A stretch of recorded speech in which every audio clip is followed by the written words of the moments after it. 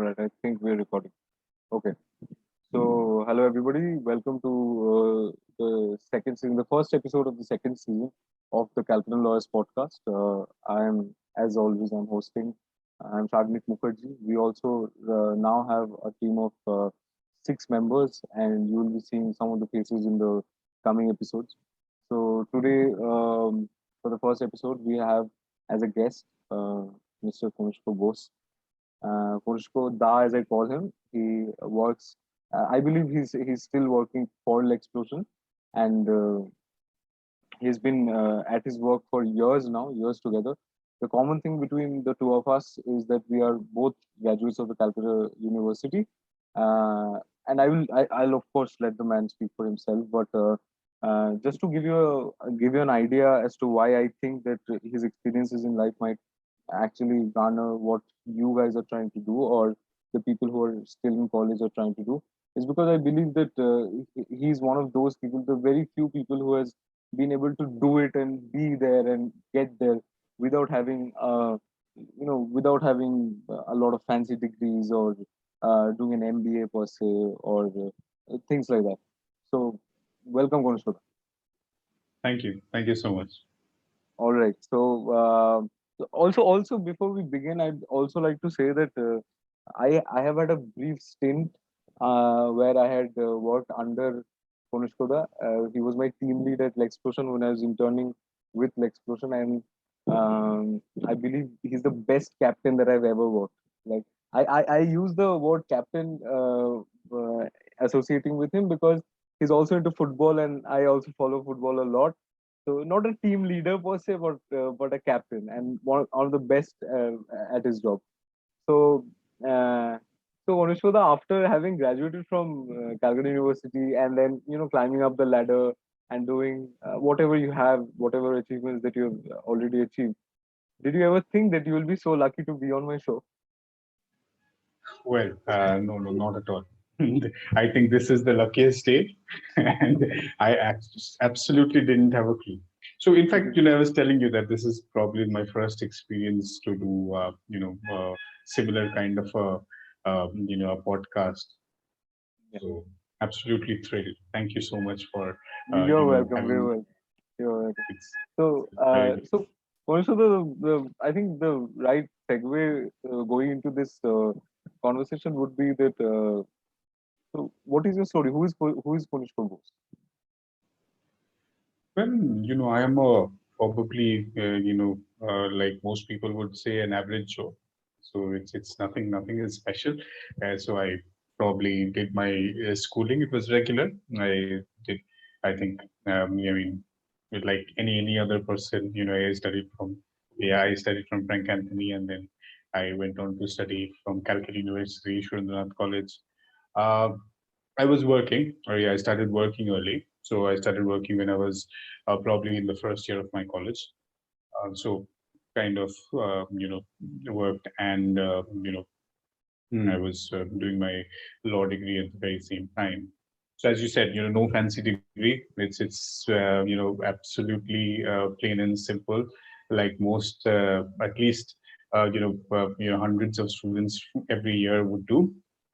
So that's how I started my career, and then I, was working with the High Court for at least 3 to 4 years. I was working with, the late Pratik Prakash Banerjee, Mm-hmm. and then thereafter I moved to Bangalore. I started working with JP Morgan Chase, Mm-hmm. and I had a year and a half, like a stint of year and a half there. And when I returned back to Calcutta, I started working with Explosion, and I'm still here.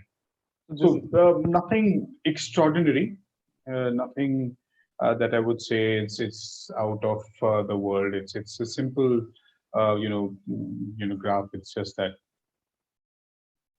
I've been you've been lucky. working with Lex. I think this is your fifth year now. Is this your fifth year? Yes. Yeah. So before that, you were because I've also done a deep digging into your LinkedIn profile. So Okay. right now, because we've been successful in creating a team, so we're using interns to do all of these things, and they really hate me Lovely. for it. But you worked with JP Morgan, and you've also before working with JP Morgan, you worked under Pratik, as we all call Right. him Pratik, the late Justice Pratik Prakash. And before that, I remember in my training days under you, when I was working with you at Lex, I remember there was a day when we were all just sitting and chilling during a break or something. We were just taking time off of work, and I was having a very similar conversation like this one. Of course, you will not remember it, but it was really fascinating for me at that point. So you said that I started working really early, just like you said it right now.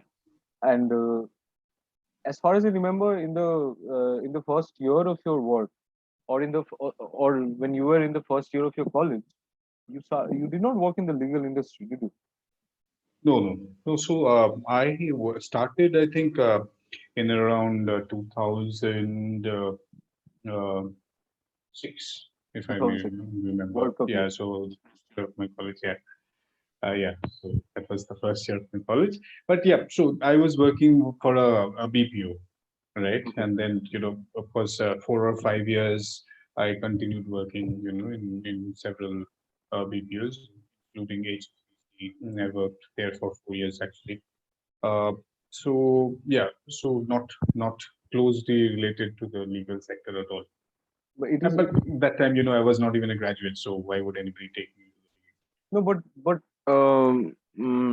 just to move away, matlab, when I was in my first year, I when a lot of people from my batch from the school days, a lot of people went into NLUs and the KITs Right, and the amities of the world, and we chose Calcutta University for whatever reason.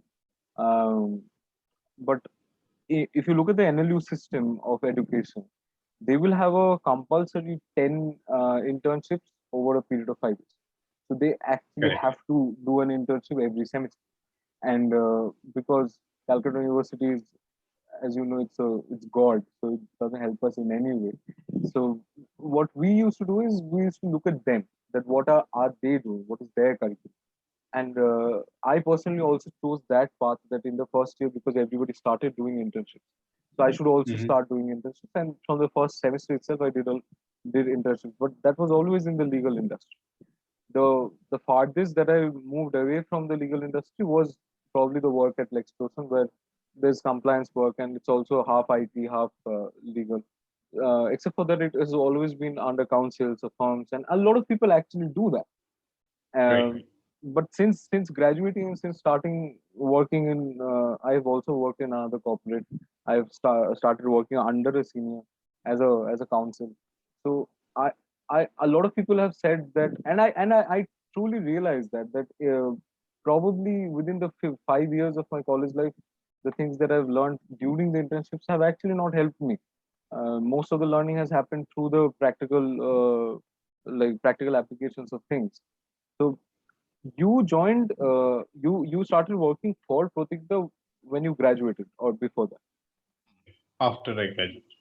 after you graduated, and you worked with Pratikda for what, 6 months? Around 4 years. I think I joined him in 2010, 2011, and I Yeah, was working with him till 2014, 15. I was, of course, his, even after I moved to Bangalore, still, before he was, became a judge, elevated. Yeah, yeah. So, we used to visit his chambers, of course, even if, I was not a practicing lawyer then.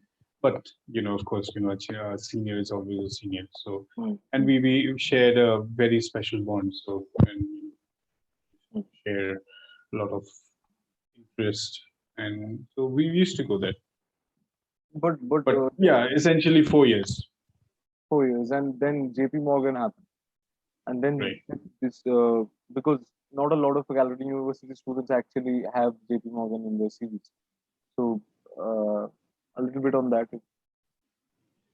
Nothing special, probably. So when I was honestly in I don't know, around the third or fourth year of my practice, Mhm. and one fine day I realized that you know probably I should kind of explore the corporate sector of it, because of course practice is like business, and there are ups and downs of business. Probably I was going through a down, and I realized that I should move. I thought, and while I mean, most of my colleagues, and probably a lot of your colleagues would also agree that if you want to move to a corporate sector, you probably have to think outside the state that we currently belong.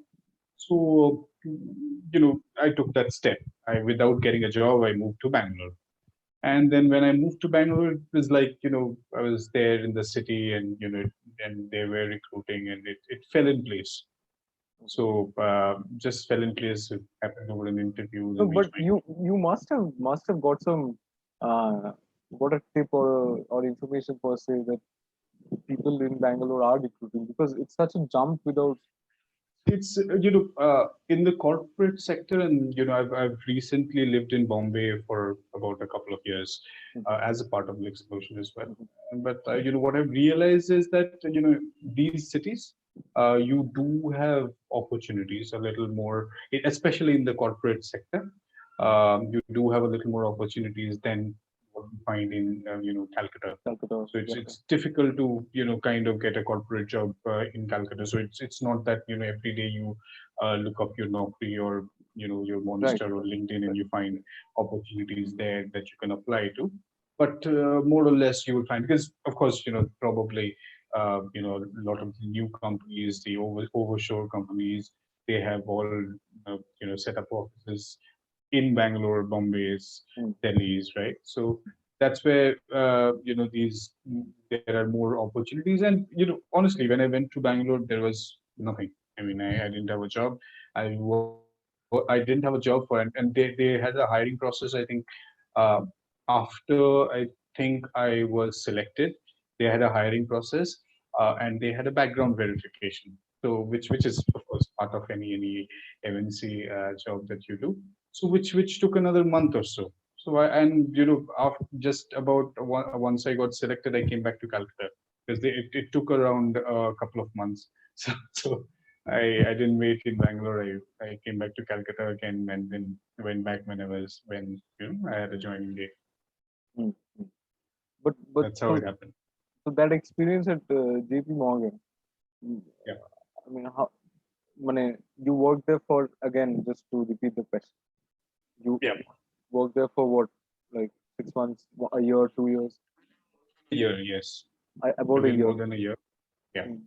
And do you see that because JP Morgan is basically in its essence, it's not an Indian company at all, and because on the contrary, because I know how, because I worked at Lexportion from the inside. Of course, I do not know a lot of things in that brief period that I had, but uh, I think one of the founders are is a Bengali himself, and then there are two other guys who are also there. So I felt that Lexportion as a company is a very Indian company. It's a very it doesn't necessarily have that sort of, what do we call it? Because I've also seen this in um, what is it? Matlab, it's a very Indian. It doesn't have that same ethos or that same principles or the same mindset as that of a probably a JP Morgan or a similar. See, honestly, I have worked with, even I'll take my experience working with non-legal companies. I mean the BPO sectors as well. So every companies they have a different way of Mm. approaching the work, and of course Explosion and JP Morgan are not the same, Of course, because of course. Mm. size wise, structure wise, we are quite different. So that being said, because what matters end of the day is if you are satisfied wherever you're working. So I think that way, I think I was very happy when I was working with JP Morgan, and I'm happy now. So worked. So the structure honestly did not matter to me much. Mhm. You've worked with me personally, so I'll probably make my own structure. Yeah, yeah. But yeah, so it did not really matter much. Okay, okay. So, so that's basically what Kanishka Bose's CV looks like. So, I think Yeah. that's a good sum up of what where you've worked and what you've done. Has money ever been a motivating factor? It Always. just to clarify, I'm not I do not mean it in a way that I'm chasing money for the sake of chasing it, but were there any financial restraints or were you pushed to actually think about money? No, so see, honestly, there were no financial issues that I had to worry about, honestly, and I've been extremely lucky about that. Mm-hmm. But it has always been, the major, you know, the reason, the only reason I started working early because I wanted to make my own money Mm-hmm. and, probably not spend it in the right way, but whatever, young people do need money, and that's why I needed money. And that's why I started working. So money has always been a factor. Probably the reason that I need money today is completely different from my Of course. first job. Mhm. Yeah, but it has always been a motivating factor because, see, honestly, if you ask me, of course, am a lawyer, and I do, of course, take a lot of interest in law, and I like reading a lot of these judgments that are Mhm. happening, interesting law points, and it excites me. But from the very beginning of when I thought that I'll make a career, probably when I was in class 4 or 5, I kind of thought that I should try and make my career into music. Okay. Yeah, we'll And speak about those so further. We will speak about those. Yeah. honestly, what I realized then is that there should be two things. One is for money, and the other is purely for passion. Right? Mhm. So for me, my legal career is completely for money. It's not that I'm not passionate about it, but logically, for me, it's the only driving factor is first money. Of course, money, of course. And mm, there's a stigma which is attached, especially in 2021, with the advent of I think the lockdown and the pandemic has had a big influence on this. That since the last year, when a lot of people started having a lot of time in their own hands and started exploring more things, um, cryptocurrency came out, stock market investing came out, and similarly, entrepreneurship as a way forward, and at times it is so binding that it is the only way forward. Entrepreneurship has been, I do not know for the good or for the bad, but because of the internet world today, most people who are even younger than me, who are in college, who are trying to write down what they want to do eventually, they're looking at entrepreneurship or starting their business or their startups or in their own way. And practicing as a lawyer, as an advocate per se, practicing advocate would obviously give you a flexibility of um, choosing when to work and when not to. Right. But in this process, a 9 to 5 job, in more than most of the definitions, a 9 to 5 job is often looked down upon. That if a particular person is sticking to a 9 to 5 job, he's probably not very ambitious. He's not doing things on his own. So, which I personally I do not agree with. I think there's a fantastic solace in a 9 to 5 job. I think everything falls into a routine. You can control other things of your life. So, anything on that? See, in terms of, if you ask me, in terms of the legal industry, Hmm. okay, it hardly matters, because end of the day, uh, you need to be successful, right? And you can be a very successful advocate, uh, or you can be, an average advocate who just makes it life, right? Hmm. Hmm. On the other hand, you can be a successful corporate lawyer doing 9 to 5 job. There are uh, plenty of these, examples that you would have who are working in big companies and probably are the legal heads, general counsels, coming out of, universities like you and me. So, so in terms of success, they're also there. So Yeah. I wouldn't. say that you should ideally make a difference. It's all about the person. It's all about how successful you can become. And you would also understand that not all practicing lawyers are extremely successful. Of Similarly, course. not all corporate success.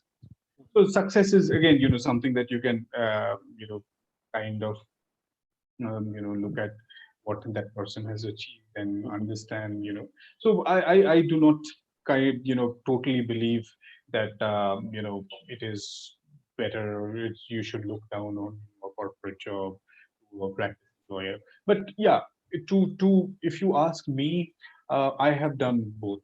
And Yes, that, it that it that is the exact reason why I'm asking this. so, of course, I would probably say that, it excited me when I was practicing, and it's still, there is still a part of me that wants to do that.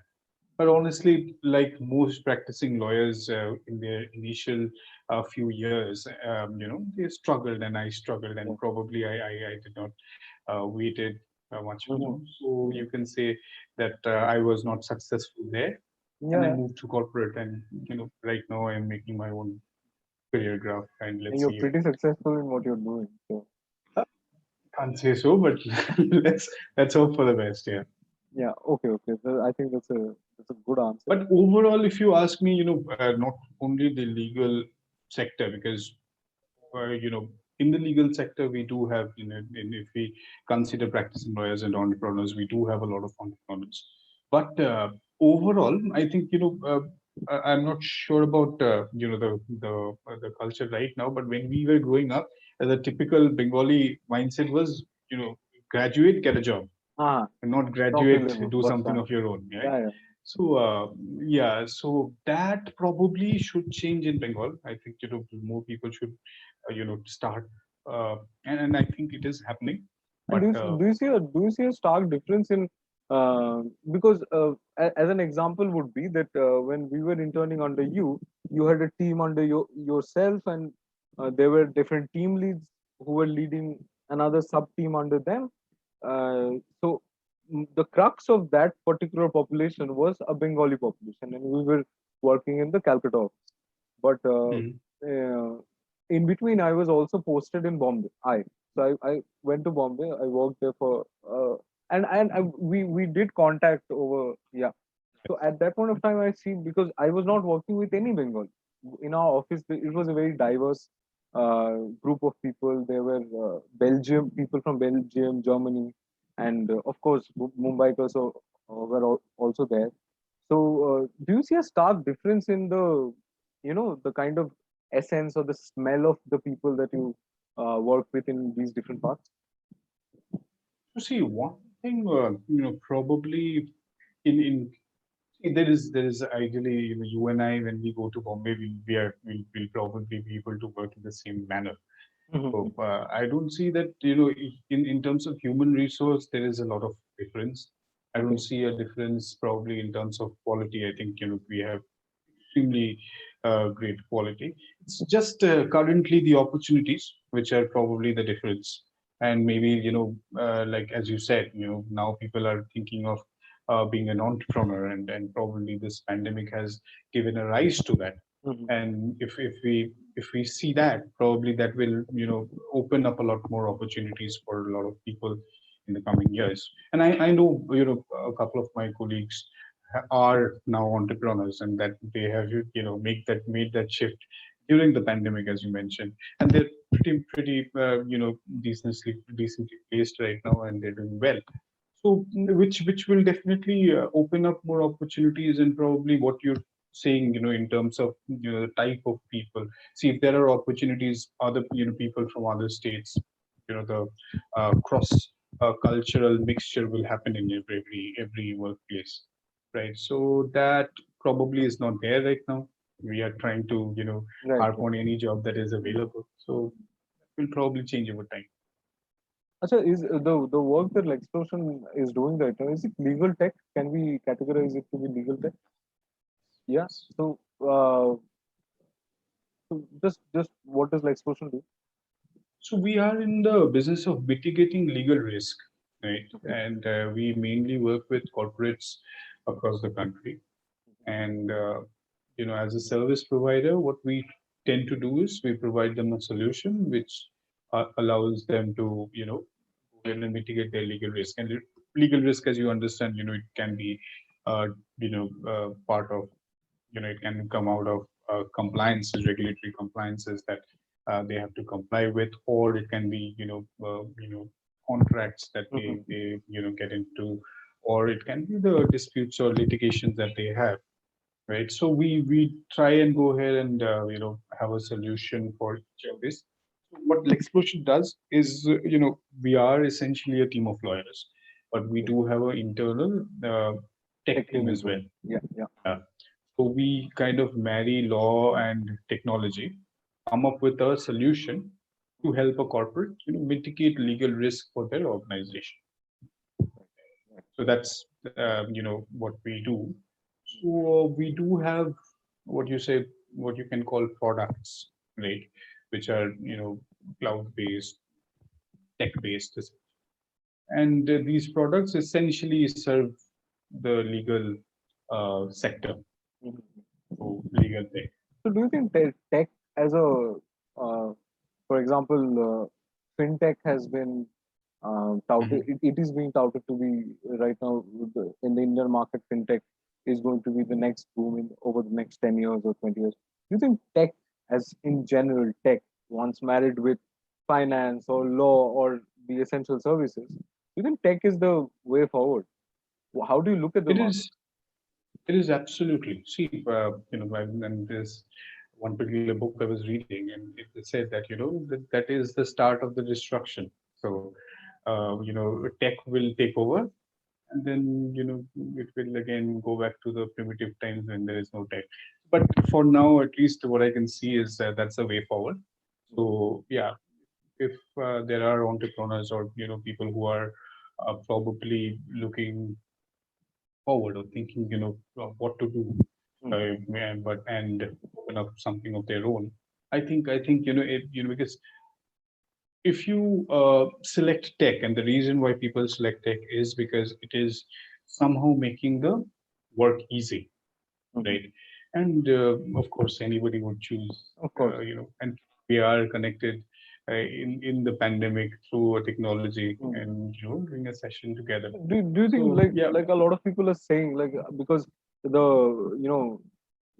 the people that I follow maybe Uncle Wariku or even a Bill Gates or an Elon Musk very recently due to philanthropic reasons Bill Gates have has sold all of most of his stocks in the top tech companies of the United States. He has sold all of his stocks of Tesla. He has done away with Amazon, and a little bit of investment that he still has is with Microsoft and is with I think with Google, and those are very small investments. And his logic to that is that if we let tech grow in the manner that we are, our generation will be fine. The next generation will also probably be fine, but the generations that will follow will have a very difficult time in finding jobs, will have difficult time in controlling their own lives because everything will become AI and virtual reality. And so, do you think that's scary? Does that scare you in any way? So see, honestly, it is scary and exciting. So exciting, why I'll tell you that it's because when we were a little young, and maybe Mhm. we were when we were in college or the last few years in school, we couldn't even dream of the things that we are using today, For right? sure, So for sure. of course we couldn't think of whatever we have, the gadgets that we have, the Alexas and the Google Play Homes or whatever that we have. We couldn't think of all of those. So these are exciting stuffs. And today by just making a command, and from what I understand, and I was going through this uh, interesting seminar, so where the fridge will talk to your milk carton and understand how much milk you have, and then order it online. And so this is the level that it's reaching up to, which I'm sure will probably be there in a few years. But that's exciting. But at the very same time, we've seen a lot of, to be very honest, I've seen a lot of these movies like Terminators and Black Mirror, which again, gets that idea into my head that soon Yeah, it yeah, will probably backfire. yeah. And there are you can already understand, and I think there's this with the advent of 5G, and there's of course a lot of talk, especially because of Jui Chawla, who's filed a PIL, Mhm, and mhm. that. So there is a lot of effects and side effects to it. So honestly, if you ask me, I probably would say as a layman, but yeah, exciting but scary. Exciting was scary. I think I should have actually taken into account my experience with you because all of the questions that I'm asking you, you're just being typical Kanishka Bose. I mean, he's just not taking any stand, any side whatsoever. But okay, we'll do with it. Um, all right. So that was about tech, but data analytics. Data Mhm. analytics has also become a very essential part of most businesses. And also, this is also the thing that I'm saying. I've read it from somebody or somebody has tweeted maybe. People are often saying that if in your business you do not have data analysis, it doesn't necessarily have to be through a software or through a very constructed mechanism, but if you do not analyze data, if you do not have data, then you're basically gambling with your business, or you're basically the work that you're doing, or your what it is basically gambling. So would you so two parts of the question. First is, what do you think about data analytics, and do you think maybe that data analytics will actually take over most businesses like the Cambridge Analyticas and of the world? And second is, do you yourself, the work that you do or you have done, because throughout your job roles you have actually dealt directly with people in the initial years Mhm. through the BPO, you've done it through phone conversations, maybe eventually you've done it through meetings. And I have been present inside rooms where you've called people to sell a product or, yeah, and I've seen how fantastic you are. So, what do you think about having data of people with you in your control? So see, data analytics. Honestly, I have very less Fine, fine. information or knowledge about it. But I'll tell you, what I understand. Of course, it's analyzing data, and by data, even if you have a visiting card of a person, that's quite a number of information that you have about a person. Mm, That is data as well. So, and today data has become, and honestly, for any business, mm, I think from very beginning, from whenever I understood business, I realized that, and my dad is a businessman as well, so I realized that data had always been there. So I, as a businessman, I should know who my customers are. I should have their contact numbers or phone numbers, and sometimes even their banking details, so that right, I right. can make transfer or whatever. So these have been the data that I have always kept to myself, right? And now today, what is coming into the limelight is how these social and the media platforms are kind of profiling a person Mhm, using their usage and the data that they have, and that's how presenting it to uh, so to be honest, I understand that there's a lot of data which you probably would not like to share mhm, is being utilized, which I do not, which I believe is unethical, right? But then there again, without any data, you cannot work.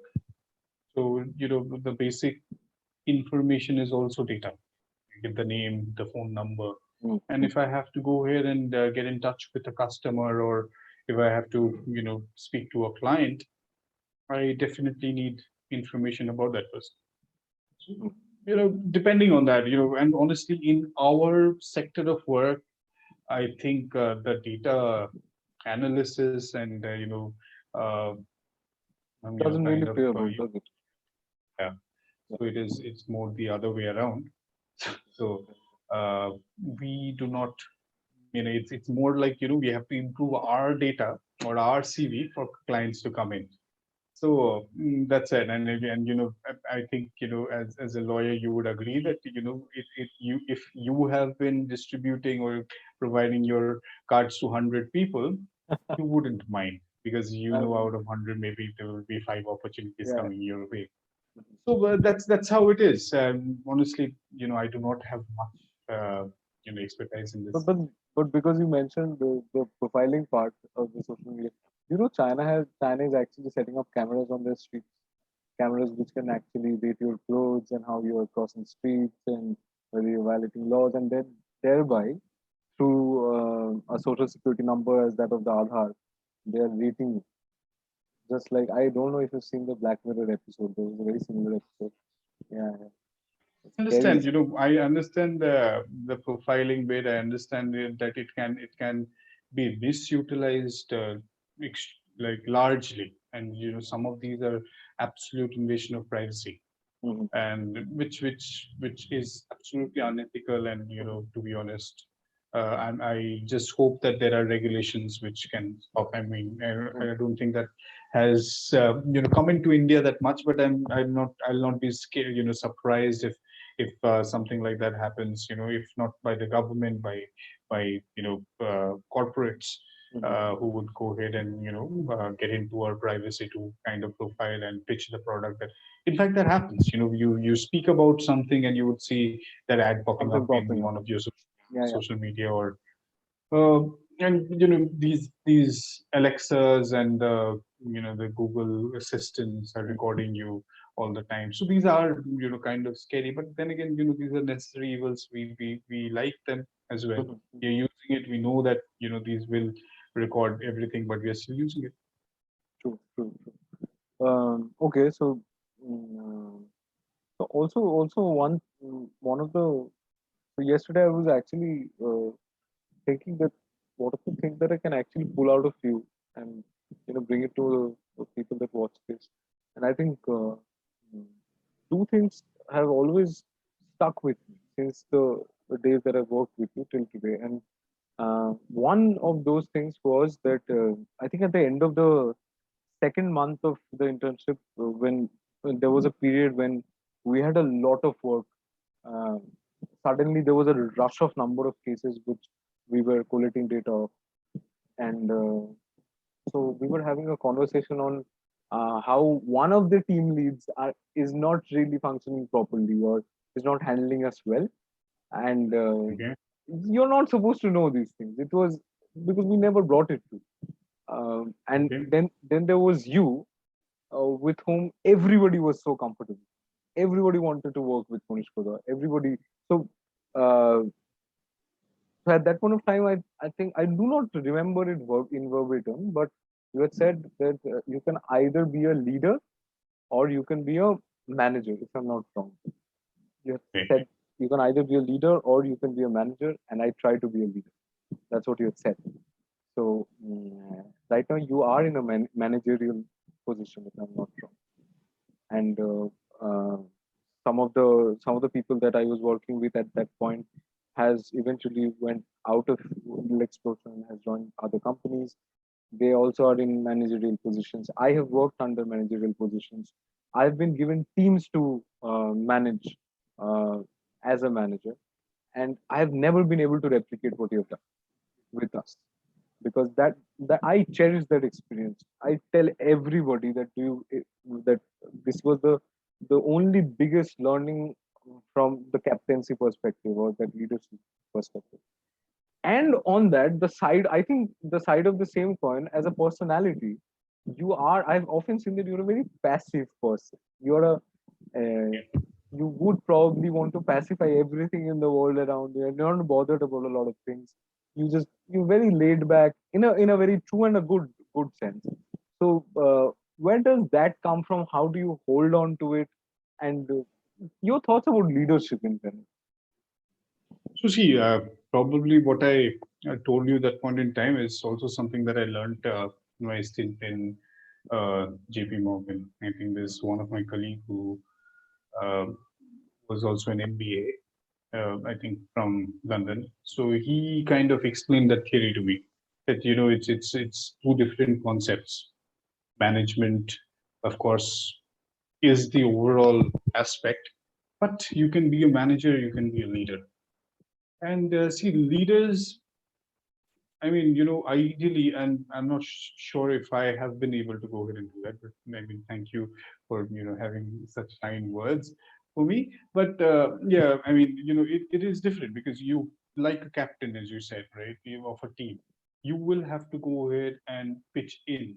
You will have to give in your 100%, so that, the people around you, I mean, and I can give examples of following analogies. There's this one particular footballer I absolutely love is Roy Keane, right?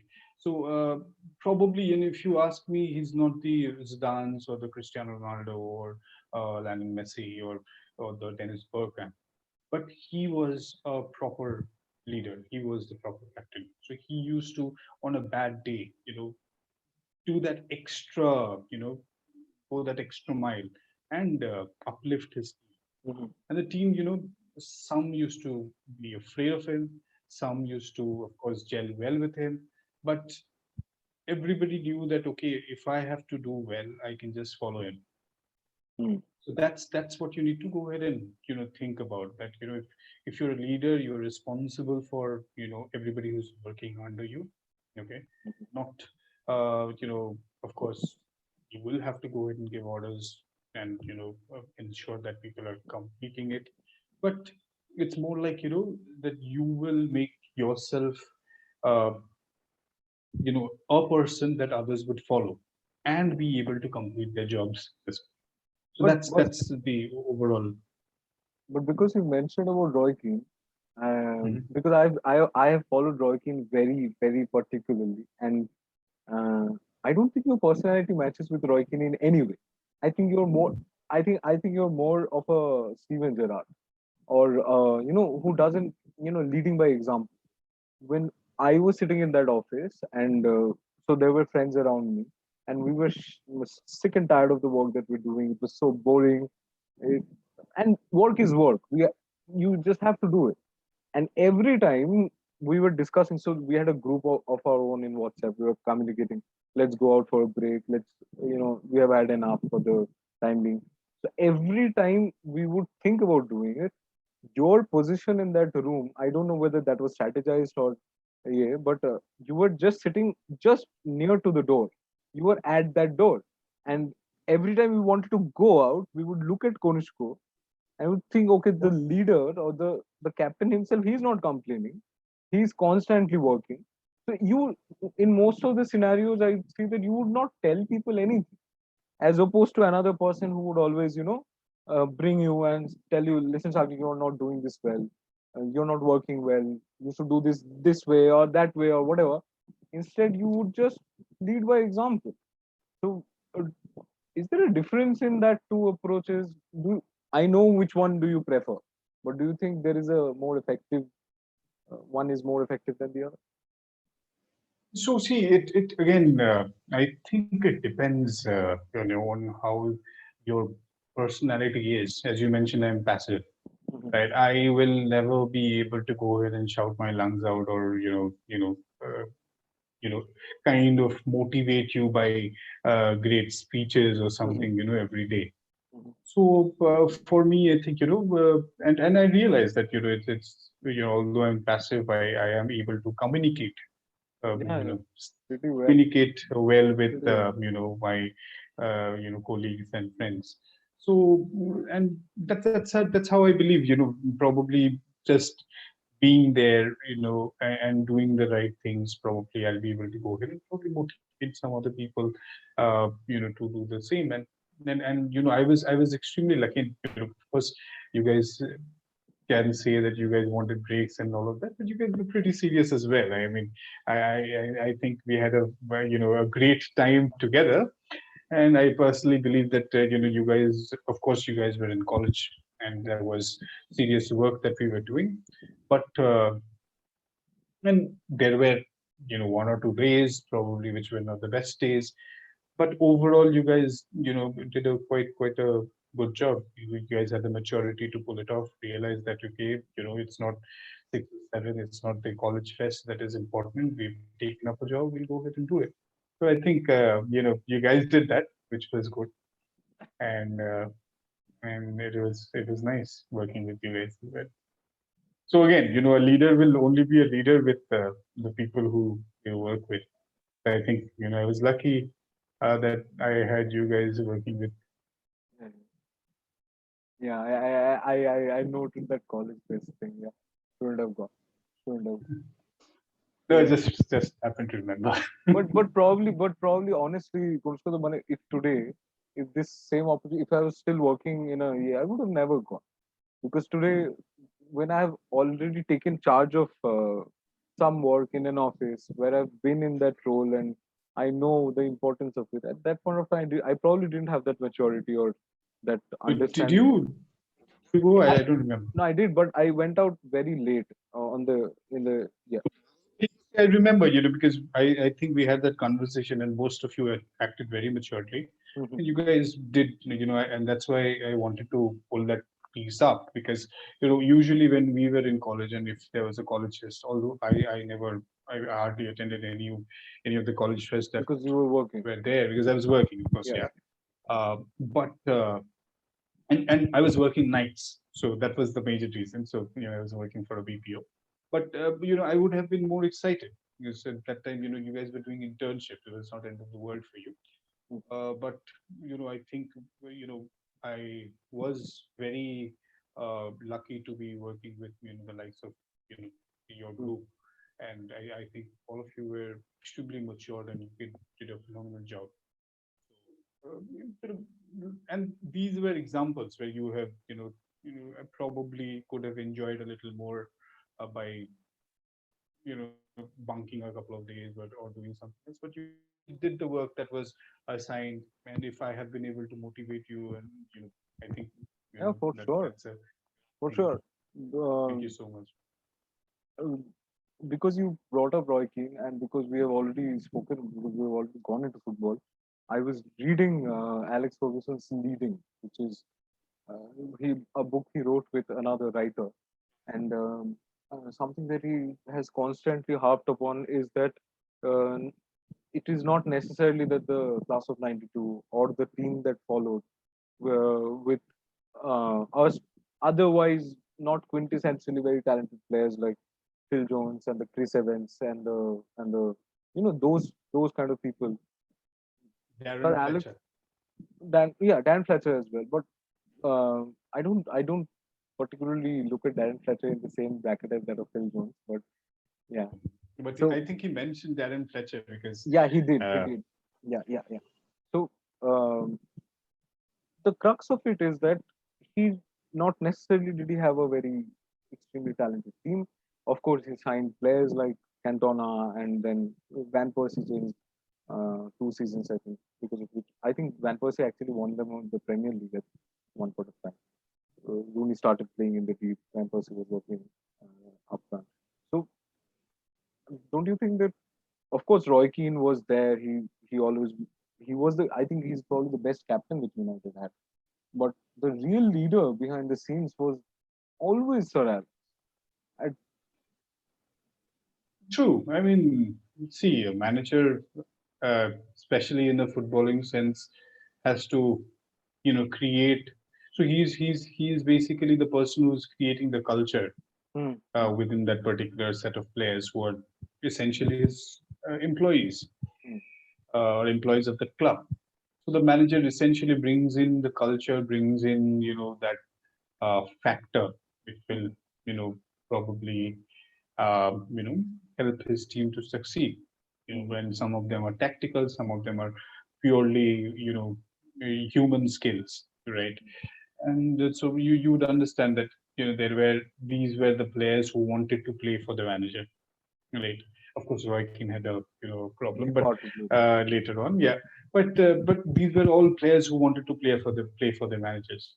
So definitely, of course, Sir Alex had a very big influence, and I was watching his movie that has Mhm, come in Never Give In. Uh, Absolutely, wonderful. And, he explains how he used to use, his personal experience as, stories and examples and help his team to get motivated. And he spoke about these people that, some of these people like Park, Fletcher, and who used to trust and knew that, they would go ahead and do anything for him. So he had confidence in his people. And then again, there were the likes of charismatic characters like Cantonas and Roy Yeah, Keanes, yeah. who kind of captained the Big team and characters to manage. Yeah. set on the field examples. Mm, mm, Right, these guys were the on field examples for the young guys like the Beckhams and the Gary Neville's or gigs in mhm. schools.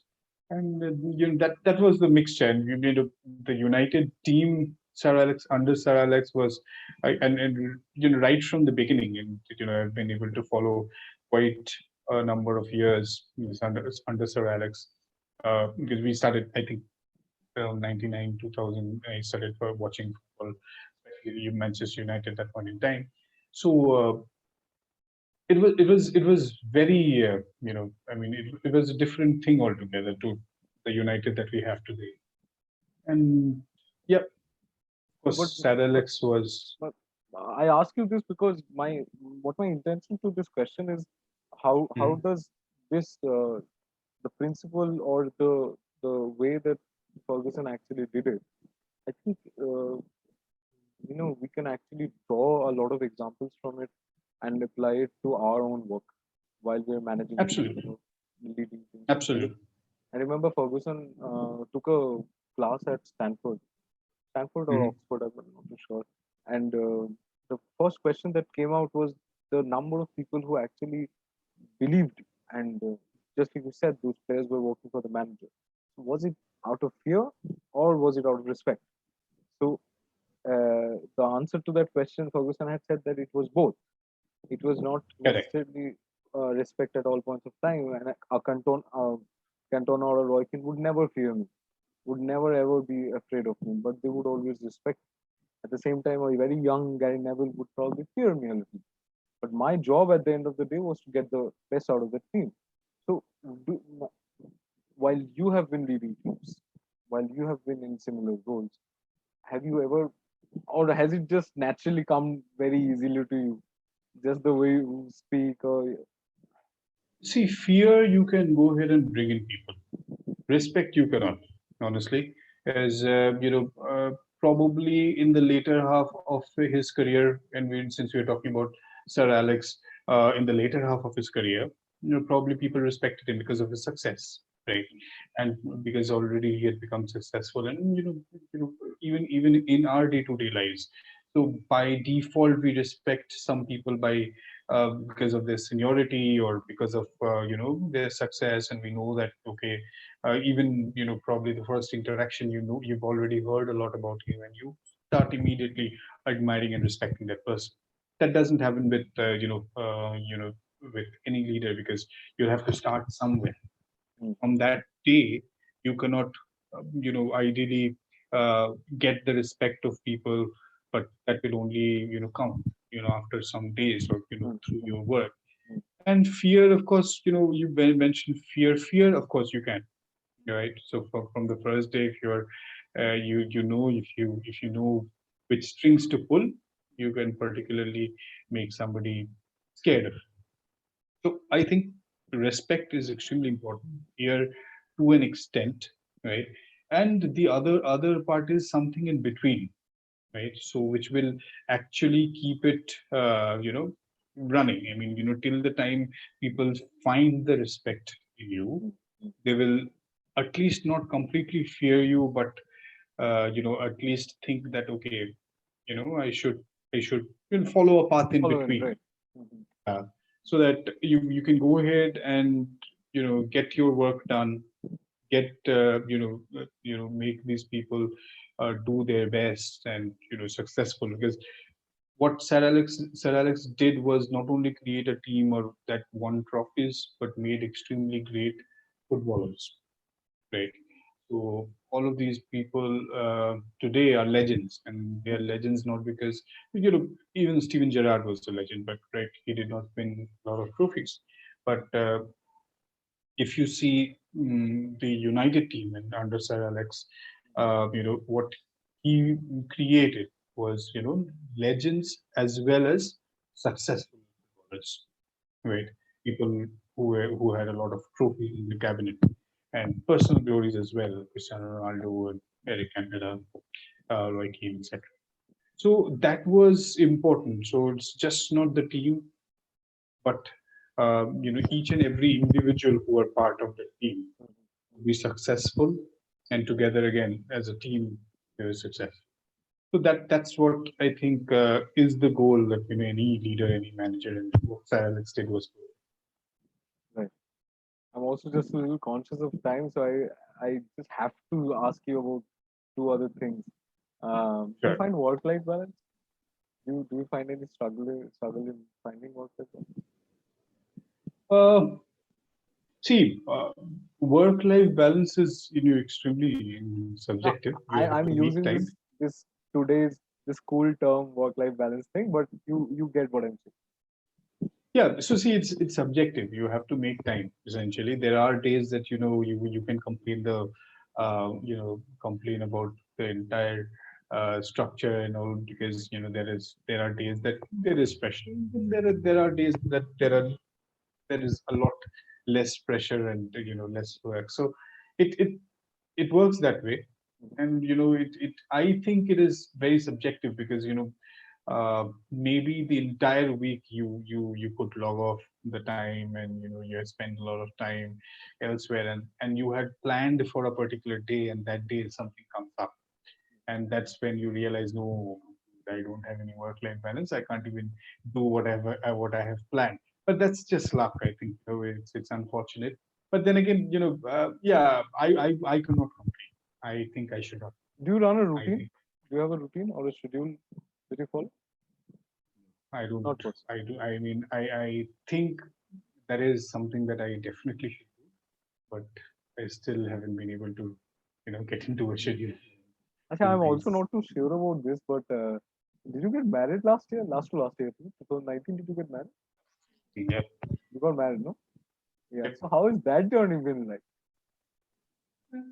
I think it's noble, and I mean, honestly, yeah, Whatever, honestly, I whatever, mean, whatever I ask you, no, whatever it no, is.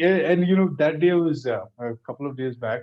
This friend of mine who flew from Bangalore, we were speaking, and he also got married probably about 2 3 months before Mhm. me, and we were just having a discussion, and what we realized is that there was a lot of hype before we got married. Oh, you getting married, you'd be spoiled, you're doomed, etc. I didn't really feel the difference.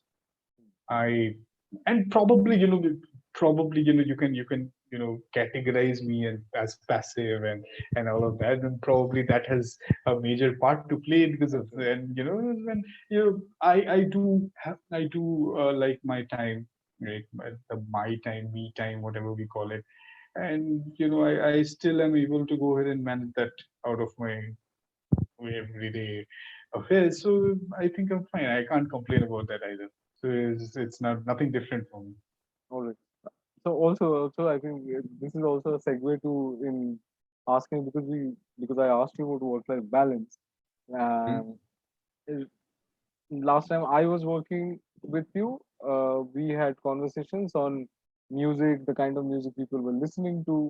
A lot of the times when the bigger bosses were not there in office, a lot of times we would also play music in the office so that things are done in your way that you say.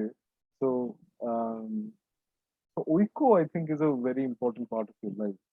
Oiko, I believe, is a band that you guys had started during college. Uh, correct.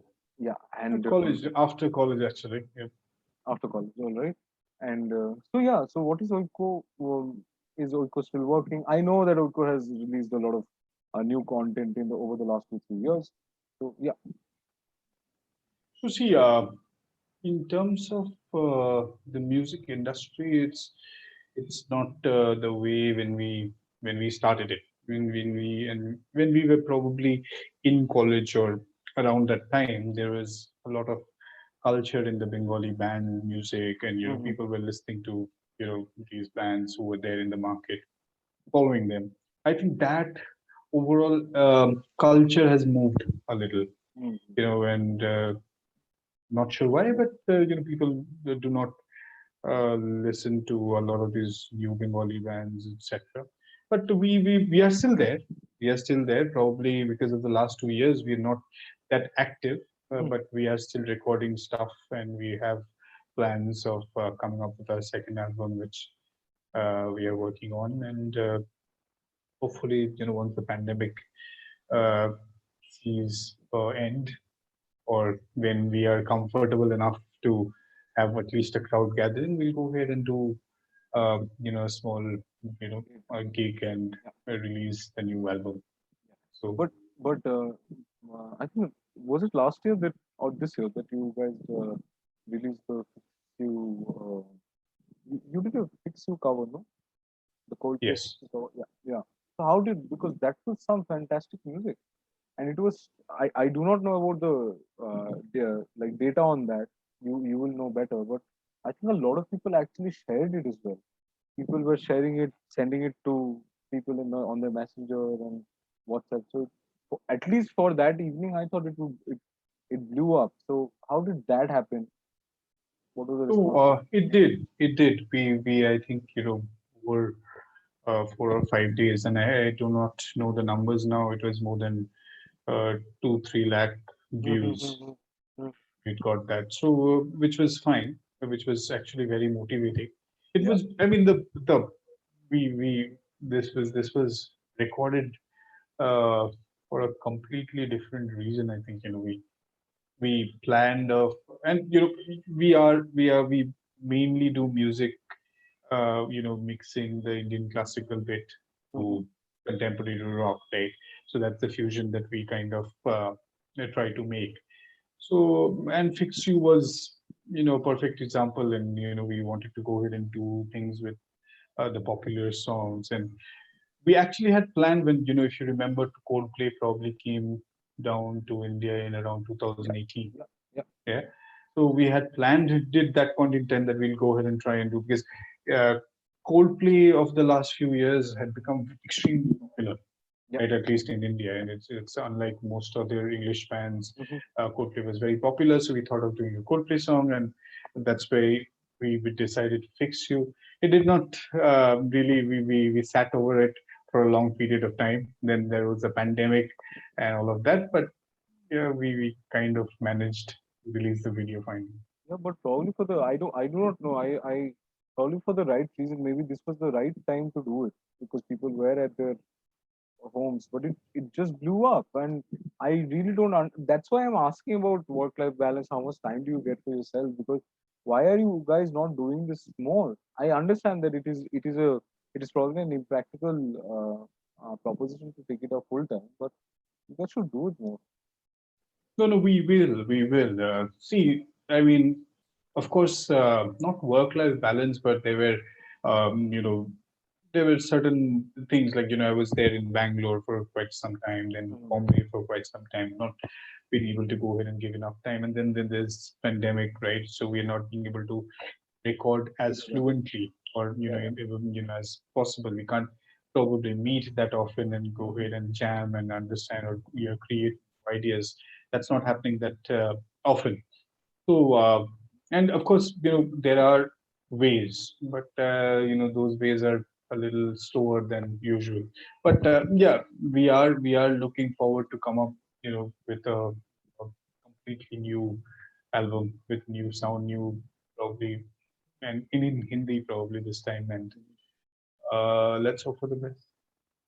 Do you think it's all right to not be only a corporate lawyer and also be a musician or a footballer or Yeah, yeah, absolutely. yeah? As long as, see, you have to enjoy whatever you do. So Mhm. you cannot enjoy just if you and there are some of my friends who are absolutely Like a 24/7 happy, lawyer. and Yeah. yeah, 24/7 lawyers, right? And as long as they're enjoying it, and for me, it's I have to be part of footballing activities, whether watching or playing. Mhm. or the band and the music, right? So I have to do that. Mhm. Without that, I can't do my lawyering as well. Yeah. So for me, that I have to find time for that. All right. So last week, so we have to conclude this. I'm really conscious of the time. And so my entire idea today was to bring you in front of the people who actually watches this channel, and crux of it is the college goers, the 17 to 25 people or the 30 people at times. So a lot of the interns, a lot of students actually. I've been getting these questions because I'm probably growing up a little bit, and that what to do, how to do, where to go, and what to choose, what not to choose. Questions of this sort. And I think you are a perfect example of a person who never actually chose to, or chose. I do not know whether you chose to or not, but the way your trajectory has followed over the years of your career, there has never been one particular discipline that you've followed. It's not in a negative way I say this. I say this because um, Yuval Noah Harari, who has written books like *Sapiens* and um, Yeah. the 2021 lessons for the 21st century, uh, he says that the more you diversify the your experiences in life, and the more you grow old, it doesn't matter what you're how you're doing it, what you're doing. The thing that you're saying, that the peace of mind is the thing that matters at the end of the day. So, to a particular student who has just entered law, and also to a particular student who is just about to exit from college, so what is that one principle or one set of advice, or what would you how what is your guide to them, how to become successful?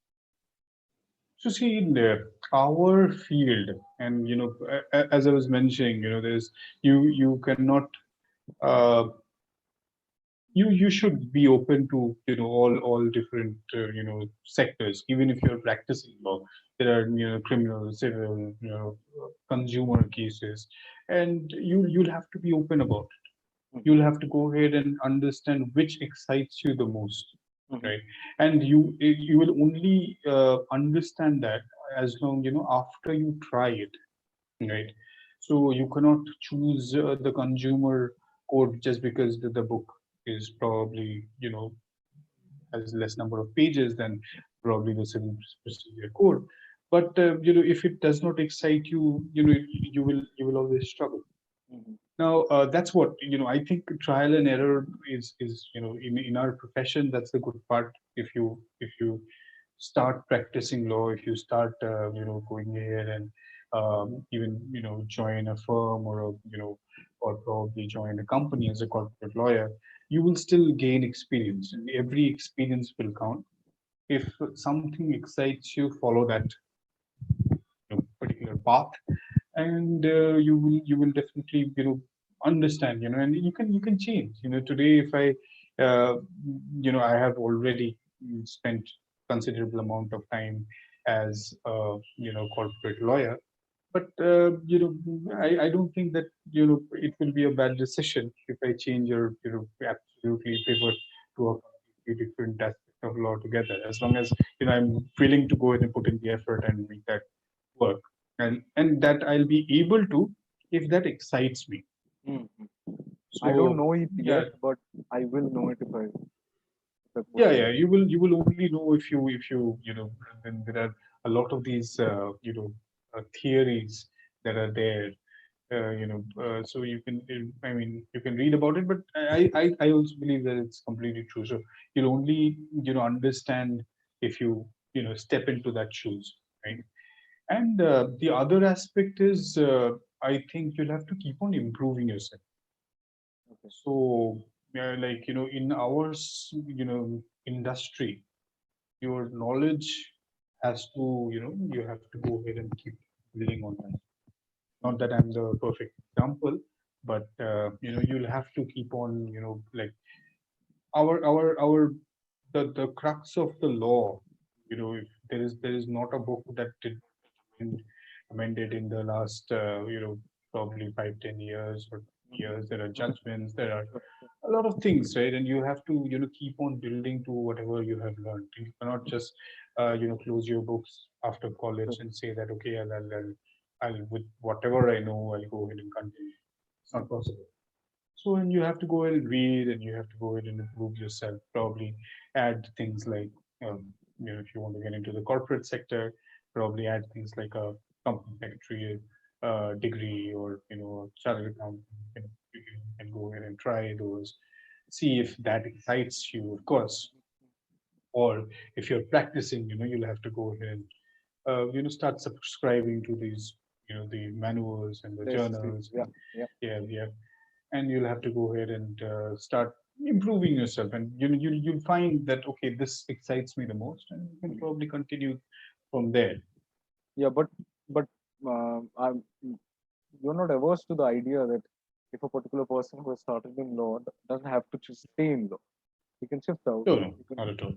not at all. Yeah. Not at all. So see, again, again, whatever excites you the most, it doesn't necessarily have to be law. And I know a lot of friends and colleagues who do not, I mean, they have studied law, Mhm. thinking that law is a particular way. It's and usually when we choose a subject, when we are just out of school, it's on how cool is it, right? And Yeah, yeah, yeah. how many of my friends are doing it, or what's the, so you don't really think of what the outcome will be, because it's not possible for you to know, because we do not, at that point in time when we are 16 or 17 or 18, we cannot possibly choose that, okay, this is where, how much opportunity I will have. And it might not, because 5 years it might change completely. Mhm. Because when we were studying law, we had very less number of national law schools, right? And it was mainly, so even this choice that you were speaking about, National Law School and the Calcutta University, that was What the immaterial. state Now it has become universities a, per se. yeah, yeah. So now that was immaterial at that point in time, because there were only a few national law schools, and of course they had their own ways of working. Mm. But most people were graduating. Most people that I knew of who were successful at that point in time already always all graduated from state universities, Mm. because when they graduated there were no national law schools, right? But then again, now if you see, there are a lot of these examples which Mm. Mm. the national law schools Sure, have sure. brought in. And a lot of these firms, lot of these companies as well, they prefer a national law school to a state university. So things have changed, and it can change over your 5 years as well. So what the point is, it's end of the day, if you ask me, and I do not have any, I can only understand what benefits you get, in your law school, because only get to probably pinch 1% of the entire vast Mm. subject that we have. But you will only learn once you are on the job. Do you think a master's You degree helps in terms of securing a good job in the corporate sector? So when we were studying, honestly, we thought if we want to become a teacher, I need a master degree. Mm-hmm. Right? So people who wanted to go ahead and teach law chose master degree. Some definitely wanted to go ahead and do it. We, whoever, did not have But is it not? any. But is it not true that companies like that of yourself actually Mhm. have recruited in the very recent years? They've recruited people in the same year, in the same like tenure, almost of the same age. But if a particular person has a master's degree, not even in, I've seen examples where the person doesn't even have a degree which specializes in business law or contracts or company or anything like that. But just because he has had an LLM from an NLB, gets a higher salary. Uh, well, see, it depends from company to company. But if you ask me, I would prefer a person with experience and a master's degree, and it is and specific to our sector, because Mm. not learning anything new.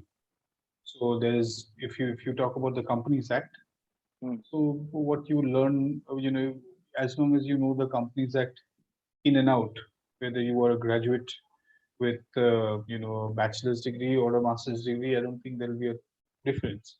You don't read anything extra. It's not like you're doing additional field work or additional set of things like in physics or maybe maths, where there'll probably be additional curriculum, additional things that you'd have to go ahead and learn or read. mm, mm, Here, I don't think, because see, or let's say if you decide that you want to go ahead and practice in the consumer forum, mm, you read the Consumer Protection Act in your college, or if you want to read, you can just read it over a weekend, mm, right? And find as much as information as you want, and probably what a person who has experience of filing consumer protection matters or appearing in the forums will probably be more successful than a person who's got master's degree and spent one more Of year course. studying. Yeah, so I think that way. So does compliance largely deal with the companies, sir? The work of compliance Of management? course, yeah, any company has to do a lot of so compliance is basically what a company or a particular organization has to do pertaining to how they are incorporated, how they function, how they're operating, right, or where they're located, if they have employees, etc. So just because, I mean, if I am a company incorporated under the Companies Act, right, there are things that I have to go ahead and do Mm, to make my company compliant. That mm, are that requirements under the Companies Act 2013, or of course, there can, if I'm listed under the SEBI regulations, etc. So Companies Act is of course a major thing, and Companies Act or SEBI plays a more important role, especially if you're looking for an in-house job. Because if you are joining a organization, those are the must-haves, in terms of their organization. If you're joining a legal team, because ideally, I mean, most legal teams that are being led by or spearhead by a lawyer or a chartered accountant would handle all of these compliances, would mm. handle board meetings, would handle AGMs, etc. So they will have to be well versed with Companies Act and the regulations there.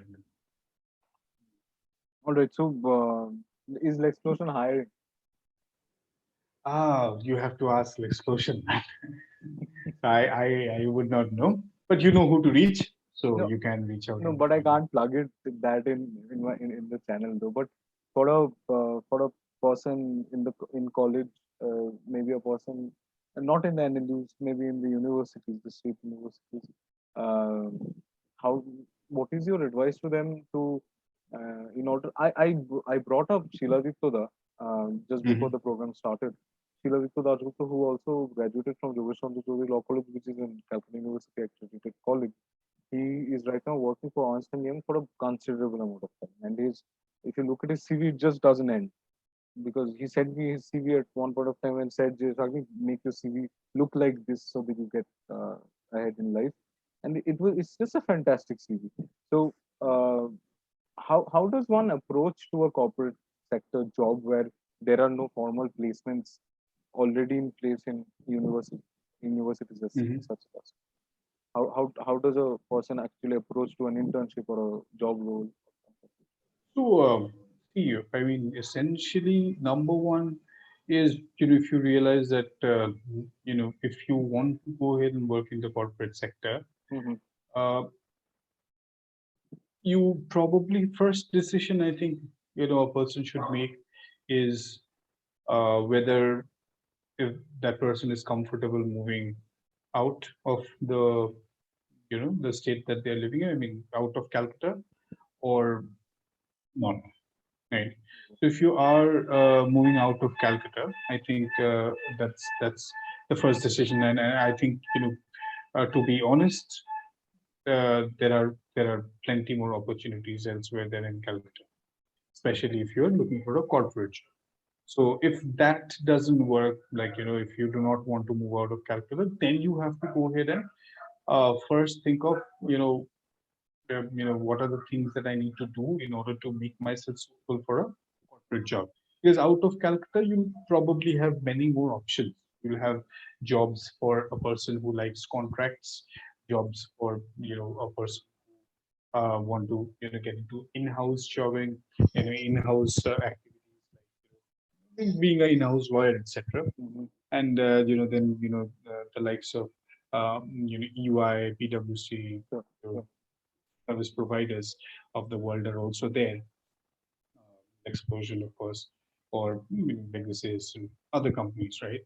So these service providers are there. So any you can choose all of these, but in Calcutta, then you have to go ahead and kind of narrow it down, understand what are the opportunities that are there, and depending on that, you have to upskill yourself. So let's say if there are multiple number of big companies in Calcutta as well, the Mavis and the ITCs, Mm. of Calcutta. And if you want to join their legal team, you of course you need to go ahead and focus on the corporate affairs, the compliances and all of that, and kind of build yourself accordingly, and then find an opportunity and go ahead and jump But on it. how does a person actually approach these companies? I mean, there is one part is there where there are already placements in place, but for people like us, and especially people like us who do not even know how to write a cold email. So I'm not talking Mhm. about myself per se, but most of the students don't even know what a cold email is or how to approach a particular company. What do they do?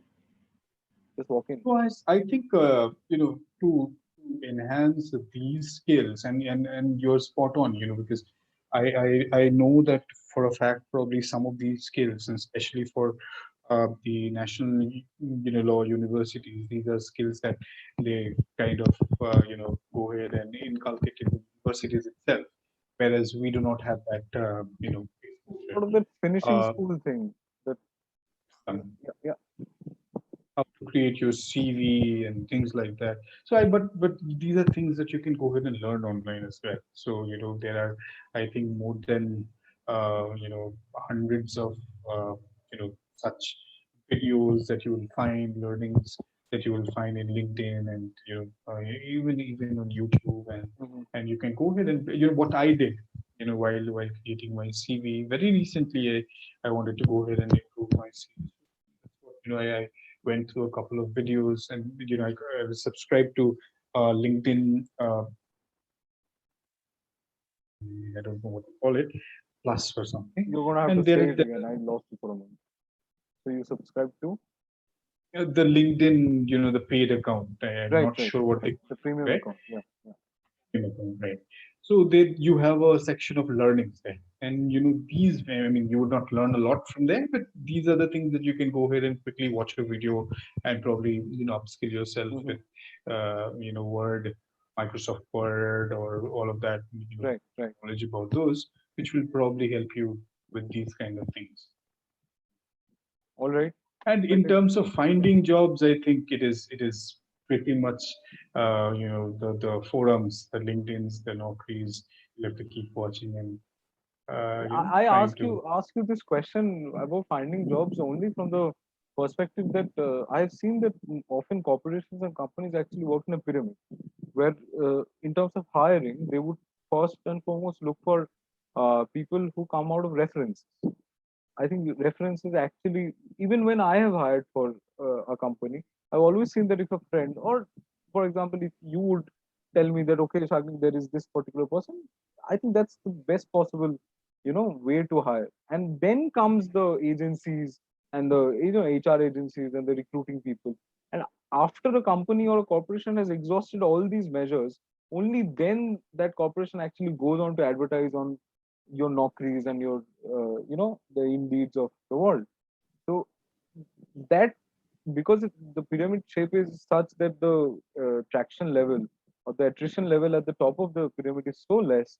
There is one position open for 12,000 rupees a month or a 15,000 rupee job, and then there is like what 70,000 people who has applied for it.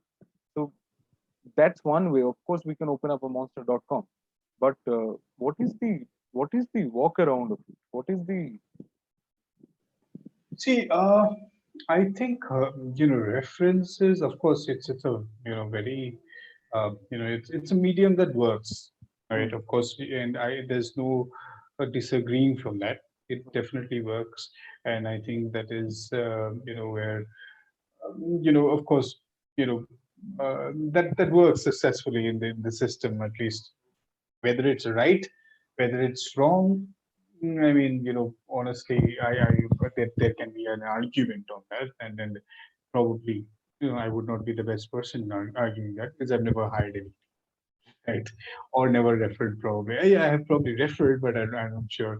Not sure. I pretty much believe that the people who got hired have been able to, would have been able to go ahead and get the job even if they had so, acha, applied individually, hmm, right? So the only thing is that yeah, reference works, but see, it also depends on the number of opportunities that are there, right? hmm, So if there are 10 openings and if we have 10,000 people, automatically the likelihood of you getting a job is more than if there's one opening and 10,000 people applying for the same job. So that is also a major factor, and that's why especially in the corporate sector, if moving out of the city is not a problem, I think that would be the best um, you know choice. hmm, Because if you go to the likes of Bombay, Hyderabad, Pune, or Bangalore, you would see that because there you would not have references. There are references, but probably you do not know enough people, but you'll still find enough calls from these the HR organizations who will go ahead and call you for a job. And I personally know colleagues who have applied in Bangalore, and they have set up interviews in such a way that they landed in Bangalore. They did 3 interviews for the first day, 3 more for the second day, and come back to that. So these are the things, and out of the 6, probably 2 worked for him, and he selected one and then moved. These are things that people can do as well. Right? a So lot of the you can learning, go ahead and say, lot of the learning in it, I think what you're saying is that a lot of the learning of what to do and how to approach these jobs or whatever as a student would want to do. uh, I think it is best if it is done on their own. They have to go out and research in the market and speak to people. absolutely, absolutely. And especially in our industry, it depends on what they want to go ahead and pursue as well. Mhm. So all the examples that we have been providing is for corporate sector. But if you want to go ahead and do, of course, practice well, then again, you have to find a lawyer. You'll have to find somebody, who's uh, providing you enough opportunities to, Mhm. be the person that you want to be. So that is also important. So and you'll have to go ahead and find that out. Mhm. So, and I don't think there is 1 or 2% that who will be of that sort. There are Mhm. many. It's just that you have to find the best person who suits you the most, right? Mhm. So where you have to go and try and see Yeah, what correct. opportunities are there for you. So yeah, so I'm really conscious of the time. So it's, I think we've come to the end of our time. We're over time. We're running really over time. So just for the viewers, I will leave links to all the possible hyperlinks to how to reach Kanishka. I'll leave his email ID if that's all right with you. Yeah, sure. Yeah, I'll leave his email ID. I'll leave his LinkedIn account hyperlink, and I will also leave the link of Oiko, the band that Konishko is a part of. Oiko's YouTube channel. I'll leave a link to that as well. I'll leave also a specific link to the Fix You song that they had just recorded, and it blew up for me. It blew up. So if you have any questions or queries on, and if you would want to approach Konishko, then I'm sure he's not going to mind about that. If you have anything at all to ask him, please go ahead and reach him directly through these links. If you cannot do that, you can always leave a comment in the description box below. You can reach us at thecalculatedlawyers.com. We also have a Instagram account by the same name, the Calculated Lawyers. Links of everything will be in the description below. And at the same time, please, I will just for the fun of it, because we did not have time to talk about it. Just for the fun of it, I'll also leave a link to Kanishka's YouTube channel, where he talks about, where he has two amazing videos of Okay. of Jordan Sancho's transfer, and the other one was I don't remember what the other one was. So I hope that Kanishka actually. I actually thought of doing this, last year, and then because of the COVID situation, so I got uh, basically I was tested positive, Uh-huh. which brought a halt to. But Positive, I positive. plan to go ahead and continue. Yeah, Mhm. I Okay, plan to so go ahead and continue that maybe this time around.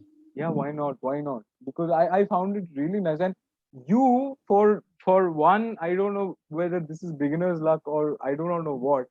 I think the Jordan Sancho video has got over what, 500 views or 600 or what, 1000 views or something like that. So I don't Oh, particularly remember, but yes, I until yesterday night it had got a lot of views. So as a beginner, I don't know. We didn't have this number of views, so I think you should definitely do it. So everything of all the things that we have spoken about today will be left in the description box below. So Konshko, thank you. Really thankful. I'm really thankful that you took so much time and joined me on this particular episode of the Calcutta Lawyers podcast. And I hope that next season also we can do a similar episode. sure, absolutely. It was absolutely a pleasure of mine to Mhm. join. Of course, I told you it was the first time, but I think you've made me comfortable enough. So thank you for that. And it was a brilliant initiative, and I hope you're very successful in this venture of yours. Yeah, and I hope that the people who have watched this has actually got some kind of help and has learned something out of it. So thank you again. Thanks a lot. This has been it. Log on to our YouTube channel, subscribe to the channel, subscribe, follow us on Instagram, and also follow us on Facebook. Uh, so yeah, thank you, Konishkuda, again. Thank you for Thank you. joining. Yeah. Bye. Bye bye.